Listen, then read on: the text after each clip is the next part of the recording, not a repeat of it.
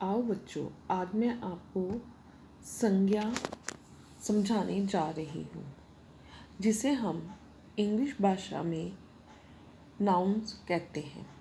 प्यारे बच्चों, जैसे हम छुट्टियों में अपने माता पिता के साथ अवश्य घूमने के लिए जाते हैं। जब हम अपने घर से निकलते हैं तो रास्ते में बहुत सारी वस्तुओं को हम देखते हैं। इन सब का कुछ ना कुछ नाम अवश्य होता है और हम उन्हें उन्हीं नामों से बुलाते हैं। एक दिन मानस भी अपने माता पिता के साथ इंडिया गेट घूमने गया। यह चित्र वही का है, इंडिया गेट का ही है। और इस चित्र में हम बहुत सारी चीज़ें देख रहे हैं, जैसे गुब्बारे वाला, लोगों को घूमते हुए देखना, आइसक्रीम वाला, और इन सब के हम इसी तरह के नामों से हम इन्हें पुकारते हैं। इस से पता चलता है कि सभी प्राणियों, स्थानों, वस्तुओं अथवा भावों का कोई ना कोई नाम अवश्य होता है।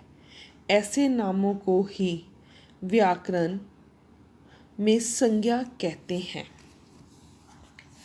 इस प्रकार हम कह सकते हैं कि संज्ञा शब्द वे होते हैं जो किसी वस्तु, स्थान, प्राणी या भाव के नाम का बोध करवाते हैं। वस्तु का नाम: पुस्तक, गेंद, कलम, लोटा, गिलास, पतंग, कुर्सी आदि। स्थान का नाम: लाल किला, चांदनी चौक, दिल्ली, आगरा, अमृतसर आदि। प्राणी का नाम: आकांक्षा, मनमोहन, गुरदीप, नवजोत, रोहित, रमी, चेतन आदि।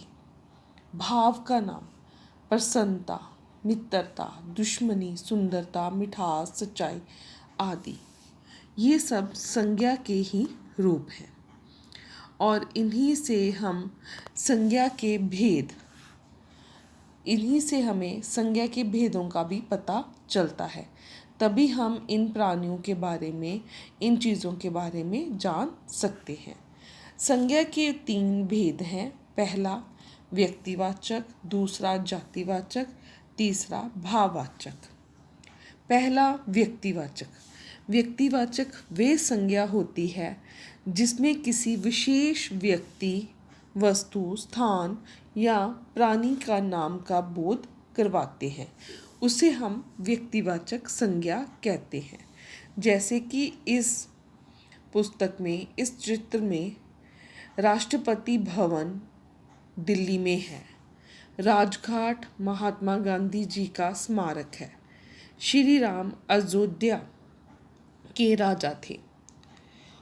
इन उदाहरणों में राष्ट्रपति भवन, दिल्ली, राजघाट, महात्मा गांधी जी, श्री रामचंद्र और अयोध्या आदि व्यक्तिवाचक संज्ञा है। ये सारी जो उदाहरण हैं किसी विशेष स्थान या व्यक्ति का बोध करवा रहे हैं। इसी प्रकार रामायण, महाभारत, अशोक, दिनेश, रजनीश, ममता, रानी आदि शब्द व्यक्तिवाचक संज्ञा कहते हैं। दूसरा जातिवाचक।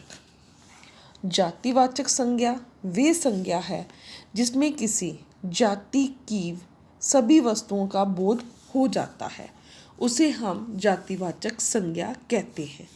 जैसे शेर मांसाहारी पशु है, कबूतर दाना चुगते हैं, रविवार को विद्यालय की छुट्टी होती है। इन उदाहरणों में शेर, कबूतर और विद्यालय जातिवाचक संज्ञा है, क्योंकि अपनी समस्त जाति का बोध करवाते हैं। इसी प्रकार गाय, कुत्ता, शेर, फूल, पुस्तक, लड़का, लड़की, पेड़, पत्ते आदि सब जातिवाचक शब्द हैं।